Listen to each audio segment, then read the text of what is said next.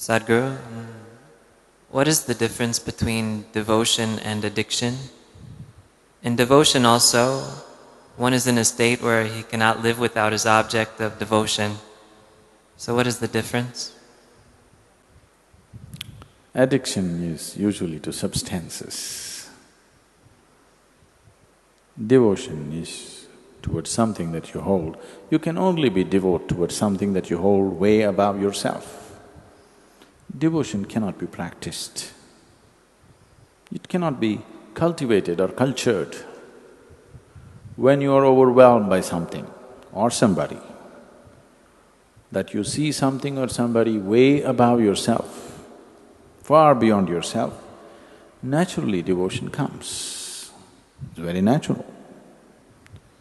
Addiction comes because you taste something and you like the taste of it or the experience of it, you want to do it little more and little more and little more, after some time you're trapped in it.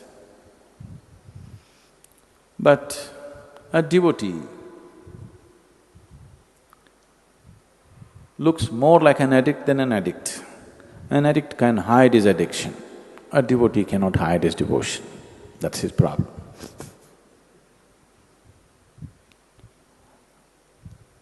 Even a drug addict, if he has little bit of control over himself, he can make himself look very normal and deceive the whole world. But a devotee is not capable of that. He just bursts forth anywhere.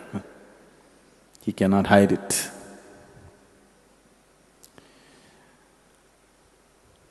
This question of devotion and addiction coming together, they are not two opposites in any way, but they have come together because both of them are sought, or both of them to some extent create some very pleasant or ecstatic experience within the person who is involved in it. People get addicted to something because the experience is strong. Otherwise, who would get… will you get addicted to the neem balls? You got to do it consciously. Every day you have to think, should I do it? You have to decide, okay, let me do it. One more day. You will never get addicted to the neem ball. It's safe.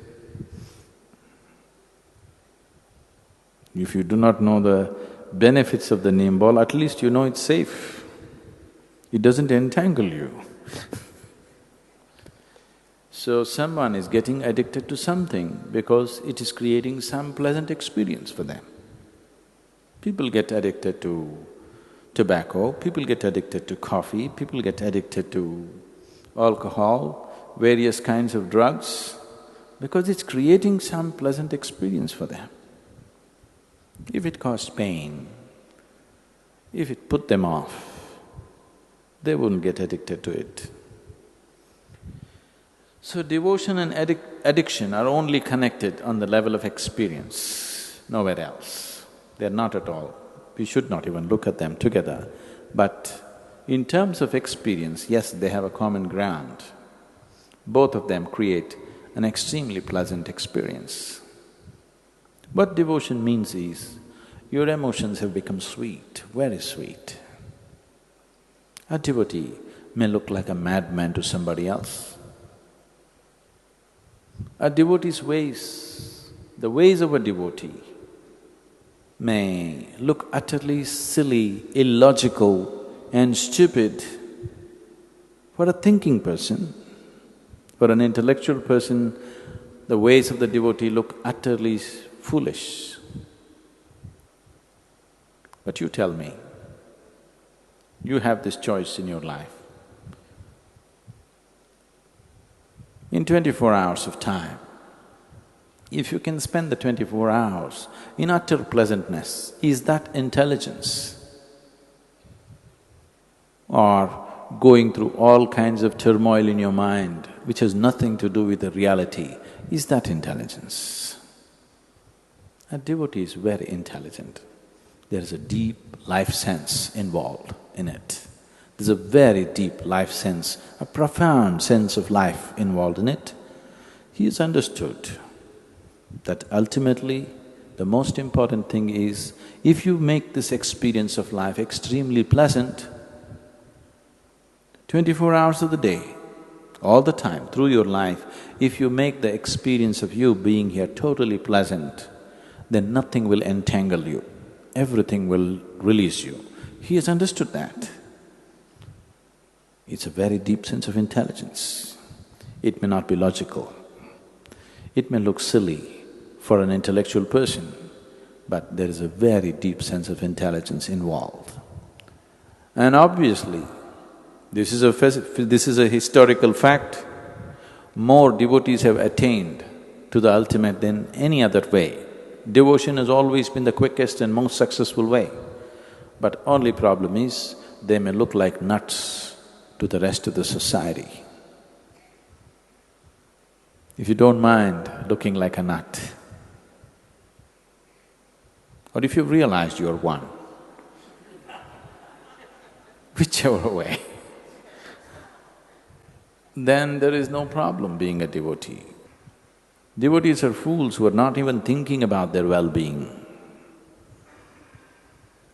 But they don't have to think about it because they found their well-being. Only those who have not found it have to constantly think about well-being, isn't it? A devotee is well. If he has to die tomorrow, he is still well. That's how he is. So he's found his well-being, so he doesn't think about it. He doesn't feel the need to think about his well-being because he's well, really well within himself. So it's a very, very profound sense of life. If this life sense is dissected and analyzed, it doesn't make sense, but in your experience it makes sense. So devotion also causes ecstasy. Today, simple lumps of chemicals are also labeled ecstasy. Tablets are called ecstasy. If there was a tablet, if you popped it, for the rest of your life you are going to be ecstatic, I'm not against it. I'm okay with it. What's the problem? I'm perfectly fine with a drug. If there was a drug that you can take it, for the rest of your life you're ecstatic, what is the problem? Let's take it. But the problem is, it just gets you on a high for some time and then dumps you in such a bad way. And in the process of doing this, it just ruins you completely. That's the problem. If there were no side effects, if you pop one pill or even one pill a day, like vitamin, if you pop something, an LSD or an ecstasy or whatever the names they have for it, and for the whole day you're ecstatic and there's no damage to the body, you will live well and your intelligence still functions. That's important. If your intelligence still functions and it expands you and makes you enhanced in every way, I don't see what's wrong with the drug. But that's not what the drug does. It's just that with the drug, with the addiction, both the physicality and the mentality, both the body and the mind shrinks. The physical capabilities will shrink and the mental capabilities will shrink. So as a human being, you're not enhanced, you're destroyed. But devotion makes you hugely enhanced. Things that you never thought you could do, now you can do because there is no limitation on you. A devotee is also insane with ecstasy, but he will never jump off a mountain or he will never jump off a high-rise building. This happened to lots of people in United States during the 60s. People jumped off high-rise buildings because they were on LSD and they thought they're free and they could fly. Devotee also feels like that, but he will never jump off because his mind and body is in full function, because he's in such a state of pleasantness within himself. So, addiction shrinks you. Devotion enhances you. Both of them could be pleasant experiences. Addiction can give you moments of pleasantness. Devotion gives you a constant sense of pleasantness. But the most important thing, it enhances you, expands you, makes you all-inclusive. Addiction pushes you to your corner, makes you totally exclusive, to a point where after a period of addiction, most people become neurotic or broken with anxieties or depression. Because the mind is broken, the body is broken. So one enhances you, another destroys you. That's the big difference.